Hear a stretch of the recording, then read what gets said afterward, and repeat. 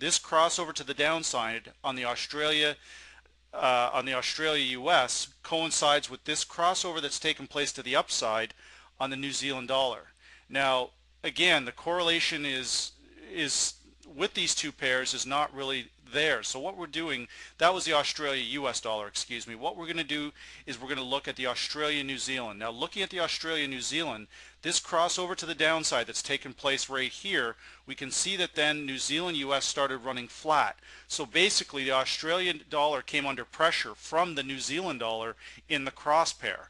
Now, again, using the cross pair package from Vantage Point, looking at not just the majors with the US dollar, also looking at those crosses, we can see how this cross, the strength of the New Zealand against the Australia has then translated into strength in the New Zealand US dollar, but weakness in the Australia US. Very, very interesting that, you know, that we're able to identify these things. So again, based on the fact that the Australia-New Zealand cross pair is likely to continue to move lower here based on this signal, this would suggest that New Zealand US will actually move higher while Australia US moves lower. So it may seem a little complicated, but again, using these cross pairs can have a huge effect on the US major pairs, because again, a cross pair can only be traded. Before a cross pair can be traded, it has to be traded against the US dollar first. So in this particular case, before Australia New Zealand can be traded, it first has to trade Australia US, then it has to trade New Zealand US.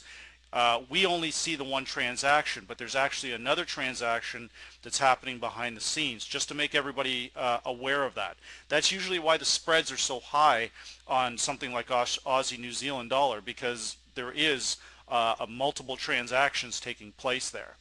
So again, with that said, this would suggest that the New Zealand US is going to likely continue to move higher. So just make sure everybody keeps that in mind, and based on that analysis. Now, what we're going to do here now, we're going to go into our next pair. We've looked at the crude, we've looked at a number of these things. Now we're going to go in, have a look at the US Canadian pair. This is another one of my favorites. Now we still have this medium term crossover to the downside. The Canadian dollar, very stubborn around this parity area. It's just not willing to give it up. We've closed the week at 99.93. Again, let's have a look at this thing from the triple EMA crossover before we go into the correlations. Now, looking at the triple EMA crossover, we can see here that we've got a very, unfortunately, this thing just doesn't look like it's going to budge. Now, 1.0058 is our key level. We've gone up to 1.0065 on Friday, and subsequently we can see what happened. It hit that area. We can see this candlesticks come up, hit the 18-day predicted moving average from Vantage Point, only to subsequently crash lower. So you can see how strong of a pivot point this area can actually be. It's hit that area, completely rejected at that area. Sellers moved in, and then the US CAD just crashes lower. Now, my only concern with further strength on the US Canadian pair is based around the commodity prices. So again, if we look at these commodities based around crude oil and based around gold, this strength that the Canadian dollar may be getting could solely be from the fact that they're anticipating an interest rate increase in Canada in the days ahead, or the weeks, months ahead, I should say. So this is what's right now, in my opinion, artificially inflating and strengthening the Canadian dollar. But when that passes and commodities move lower, commodities have the strongest influence on the Canadian dollar. Now, again, to look at this, what we're going to do is we're going to pull this up. We're going to use the medium term crossover here. We're going to hit apply to all.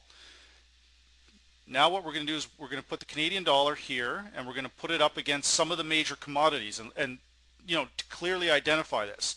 Now we can see here natural gas contracts. Again, as the natural gas contracts, even as they start moving higher, the Canadian dollar moves lower. Now crude is has one of the biggest effects on the Canadian dollar.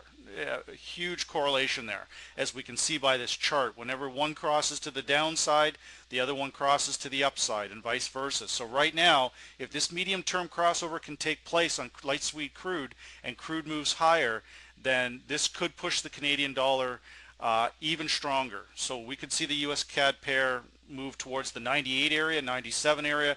Now, if this crossover doesn't take place on crude oil, then the US CAD should easily be able to take out the 102 area. So we're going to have to watch those commodities very closely to begin the week, because again, the correlation here to the US CAD and even gold contracts, you can see here when the US CAD crossed over to the downside, the exact same time crude oil crossed to the upside.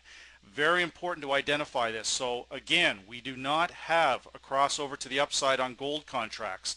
This suggests that the US Canadian pair is getting ready for at least a corrective move higher. So to begin the week, on any dip towards that 99.50, 99.40, my respectful opinion, we should be using that to buy the US Canada.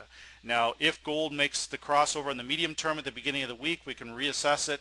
But right now, again, using the medium term crossover in this week's presentation, because we want to look at, like I said, a medium term outlook, I'm not convinced that gold is going to hold these gains. And if it doesn't, we can see a very strong correlation between gold and the Canadian dollar, US Canadian pair. So that's definitely something we want to keep in mind. And to begin the week, I think we should be looking at probably long positions on the gold contracts, or on long positions on the US Canadian pair, I should say. Now going to our next pair here, we're looking at a very popular pair, the Euro US. Now again, everybody will remember that I'm saying last week's presentation, the presentation before that, and before that, each week I'm saying any strength higher, we simply are using that to sell Euro US. We've got this major crossover that's taken place here on the medium term. Again, we've moved higher, but point of interest looking at this chart, we can see that the highs are lower and the lows are very clearly lower as we push back into this 132 area. My opinion remains that we're likely going to be heading towards the 128, 129. It's